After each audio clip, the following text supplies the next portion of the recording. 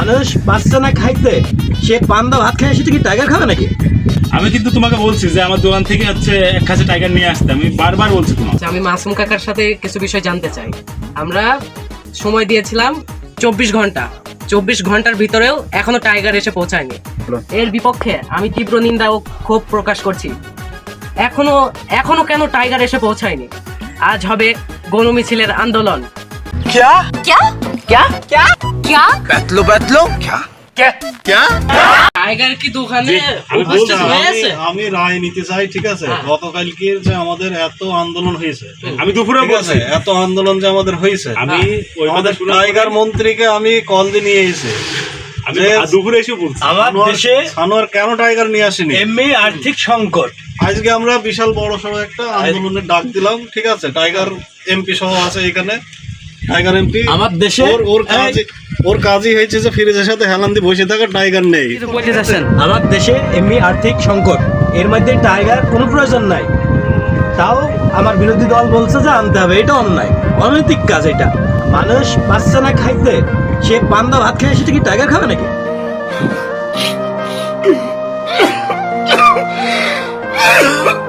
2000 years later. ঠিক আছে না, আমি একমত না।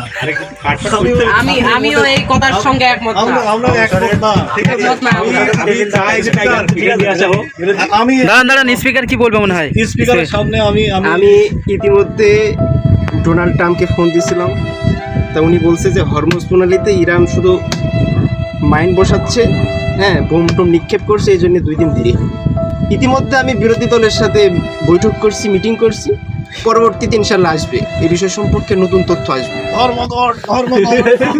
আমরা এর বিচার চাই। ধর্মঘট ডাকলাম, ঠিক আছে? 48 ঘন্টার ভিতরে আর 24 ঘন্টা আছে, আলটিমেটাম দিলাম। আগামীকাল আমি আজকে দুপুরে বলছি টাইগার মন্ত্রীর স্টকে হিউজ পরিমাণ টাইগার আছে, তারপর আমরা টাইগার পাইছি।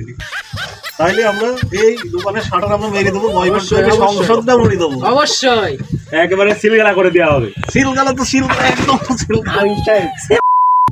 মনে শোনা যাইছে মালটা, দেখেছো মাসুদ? সুন্দর, হ্যাঁ, দারুণ সফটি ভাব, শিয়ালের লেজের মতো লাগছে।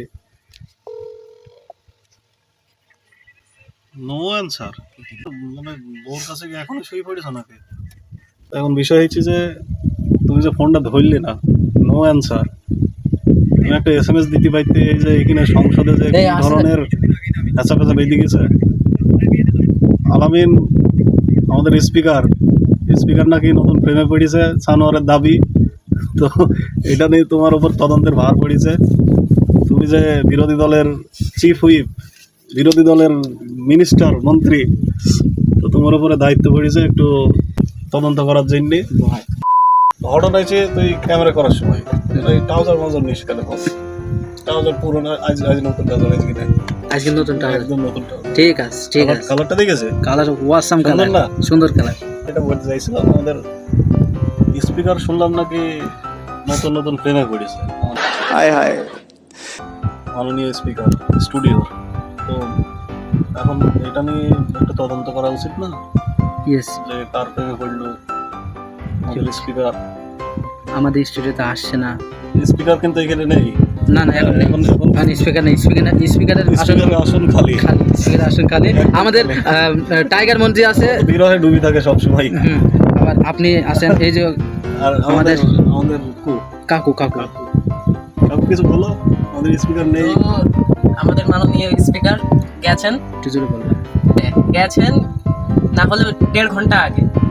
তো আল্লাহ ভরসা, তিনি কার সাথে যে প্রেমে জড়িত হয়েছেন, বাড়িতে গিয়ে আমার মনে হচ্ছে চটলা পাকিয়ে দিয়েছে। ঠিক আছে, চটলা বাংলায় নতুন ডায়লগ, নতুন ডায়লগ, ঠিক আছে, চটলা পাকি। হ্যাঁ। কালকে সানোয়ার একটা কি বললো, জেমস নাকি জনস।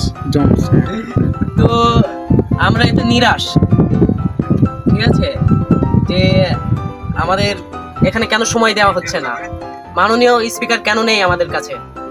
স্পিকার মনে হয় নতুন কিছু একটা। এটা আমাদের তদন্ত চালাতে হবে, যে মাননীয় স্টুডিও স্পিকার তিনি কার সাথে জটলা বাঁধালেন। এই বলে আমি আমার সংক্ষিপ্ত বক্তব্য শেষ করছি। খুদা হাফেজ, বাই বাই।